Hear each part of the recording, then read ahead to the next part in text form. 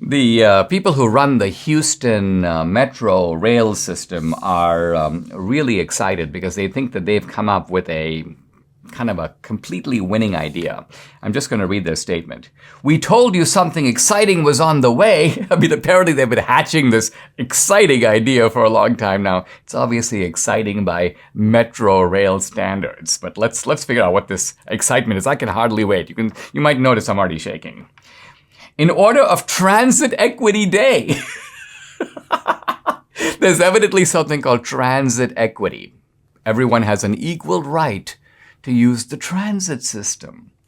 I'm also awaiting Phone Equity Day, Highway Equity Day. Everyone, has an equal right to use the highways too.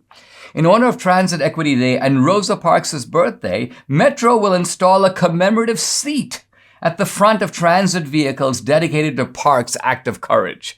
They're basically going to cover a seat so you can't sit there and put a Rosa Parks name on it. Wow, I mean, talk about it. I mean, if this is the excitement we've been waiting for. Now, apparently Houston Metro wants to, this is performative social justice. Let's cover up a seat, let's stick our name on it, and we're going to get a lot of plaudits.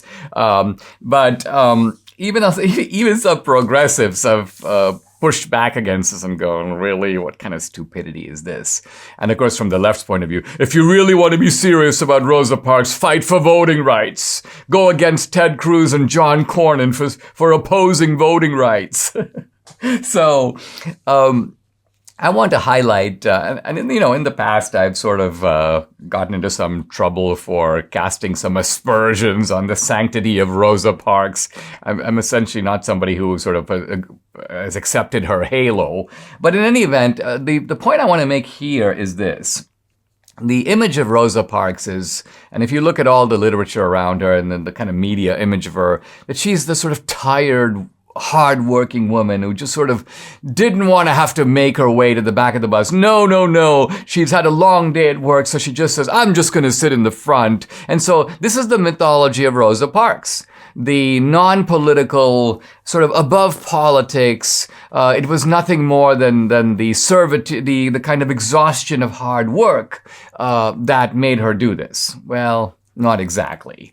It's now very clear, and you see this even in some of the more thorough histories of the civil rights movement. Rosa Parks was actually a professional activist. She worked for the NAACP, the National Association for the Advancement of Colored People. And the NAACP had been looking for a case, looking for a person that could be their, well, let's call it their poster girl. Someone someone sympathetic, someone old, someone who, when they appear on TV, appear frail. Yeah, why should she have to move to the back of the bus? So in other words, Rosa Parks was strategically chosen by the NAACP, one of their own employees, and she was trained for this. So this was actually a very effectively deployed political tactic. I admire it as a political strategy. It was well orchestrated. Of course, they knew they could count on the media to create the mythology around it. In other words, to camouflage the fact that this was, in fact, an activist move and to make it sound like it was just some sort of a